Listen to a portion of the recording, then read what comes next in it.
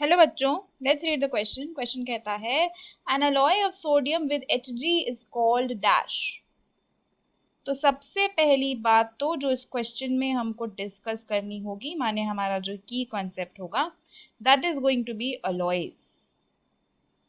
Alloys क्या होते हैं? अगर हम अलॉयज को डिफाइन करें तो alloys are actually the homogeneous mixtures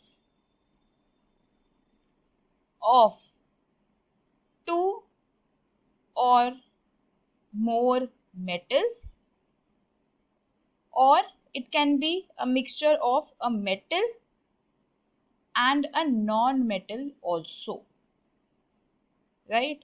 तो यही आपके अलॉयज होते हैं। Alloys are homogeneous and not heterogeneous. ठीक है, दो या दो से ज़्यादा मेटल्स या मेटल के साथ नॉन मेटल भी कंबाइन हो सकता है होमोजेनस मिक्सचर बनाने के लिए, जिसको हम अलॉय बोलते हैं। अब अगर हम बात करते हैं alloy of sodium with Hg, Hg क्या है आपका? मर्क्यूरी। मर्क्यूरी में हम जब भी किसी मेटल को डालते हैं तो जो स्पेशल टाइप के अलॉयज बनते हैं ना, उनका नाम होता है अमेलगम।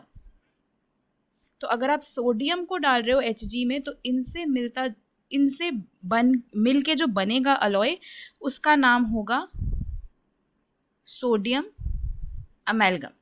तो अमेलगम जो वर्ड है वो रिप्रेजेंट कर रहा है कि आप मर्क्यूरी में डिसॉल्व कर रहे हो किसी मेटल को। ठीक है, मर्क्यूरी में आप डिसॉल्व कर रहे हो। सिल्वर को Hg में डालते हो तो सिल्वर अमेलगम बनेगी।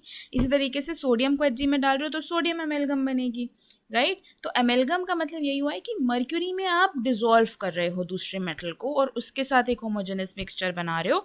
और सोडियम अमेलगम को हम रिप्रेजेंट करते हैं Na और ब्रैकेट में होता है Hg, कि आप Na को Hg में डाल रहे हो और इनका जो अलॉय है उसको बोला जाता है सोडियम अमेलगम।